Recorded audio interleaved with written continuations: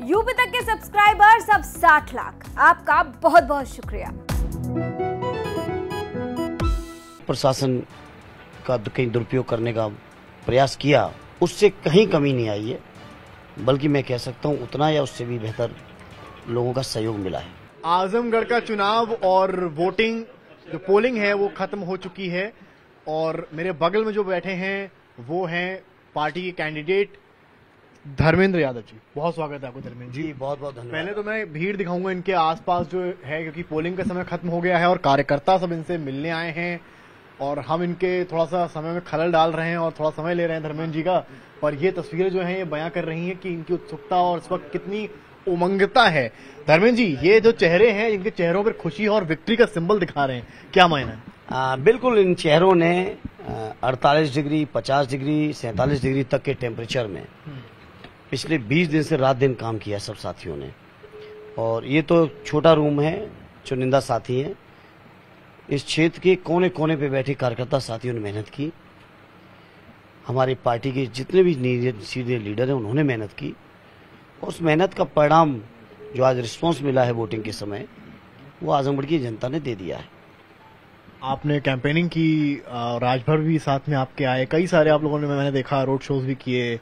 अभी कैसा लग रहा है? एक पूरा आप लोगों ने, मुझे लगता है 1 महीना पूरा यहाँ पर बिताया होगा, कितना कैसा रिलैक्स फील कर रहे हैं और क्या आपका इस समय का इमोशन क्या है? फाइनल रिलैक्सनेस तो आएगी काउंटिंग के बाद, लेकिन मेजर काम निकल चुका है। कहाँ देख रहे हैं इस वक्त पूरे इसके पोलिंग के बाद, क्या आपको मिला है? आपका इनपुट क्या है? आजमगढ़ के लोग एक बार फिर आदरणीय नेताजी माननीय अखिलेश यादव जी के मान और सम्मान को बढ़ाने जा रहे हैं।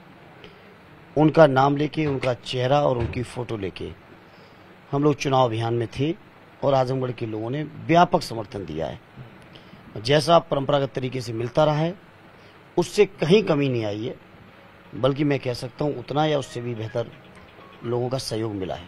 कई जगह पार्टी की तरफ से लेटर भी लिखा गया है, रामपुर में तो कई वीडियोस भी सामने आए हैं और आजमगढ़ में भी कई जगह पे बताया गया कि कुछ कार्यकर्ताओं को शायद डिटेन किया है पुलिस ने या रोक, क्या है मामला? कई जगह की मैं समझता हूँ 50 जगह ऐसे बूथों पे अभी तक शिकायतें आ रही हैं। कोशिश की भारतीय जनता पार्टी के लोगों ने प्रशासन का कहीं दुरुपयोग करने का प्रयास किया, लेकिन समाजवादी पार्टी के नेताओं कार्यकर्ताओं की सजगता से और चुनाव आयोग पर्यवेक्षक महोदय के इंटरव्यून से चीजें कंट्रोल में आती रहीं। समस्या आई लेकिन समाधान हुए, और लेकिन उसके लिए चुनाव आयोग को, पर्यवेक्षक महोदय को बीच में हम लोग को इन्वॉल्व करना पड़ा। लेकिन कार्यकर्ता जागरूक थे, सजग थे, इसलिए मैं समझता हूँ आजमगढ़ के लोगों ने आज बेहतर मतदान किया है और ये मतदान के कारण फिर से एक बार समाजवादियों को ताकत मिली है। आप बहुत कॉन्फिडेंट लग रहे हैं अपनी जीत के लिए। निरहुआ और गुड्डू जमाली यानी कि बसपा और बीजेपी को आप इस पूरे कंपटीशन में कहाँ देखते हैं? देखिए, चुनाव है और स्वाभाविक है अलग अलग पार्टियों से कैंडिडेट कोई ना कोई आता, ये नहीं होते कोई और होता, वो कोई इशू नहीं।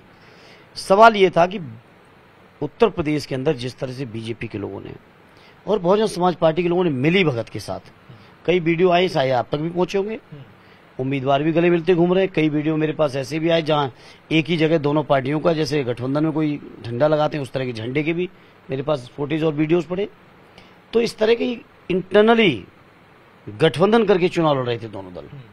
लेकिन आजमगढ़ के लोगों के बारे में कहूंगा और उन लोगों को मैं नमन करता हूं, उनकी राजनीतिक सोच को मैं सलाम करता हूं कि विधानसभा के चुनाव के समय भी इस तरह की षड्यंत्रों को उन्होंने खारिज किया था और लोकसभा के चुनाव में तो सब कुछ ओपन सीक्रेट था, इसलिए लोगों को एहसास था। इन लोगों ने इस बात की चिंता कतई नहीं की। आजम खान साहब ने बहुत आरोप लगाए हैं आज रामपुर में, उनका कहना है कि बहुत ज्यादा। बिल्कुल, उनके भी वीडियो आजम साहब के मैंने देखे, रामपुर की महिलाओं के देखे, रामपुर के वोटर्स के देखे, रामपुर के अंदर जो लगातार शिकायतें आ रही थी।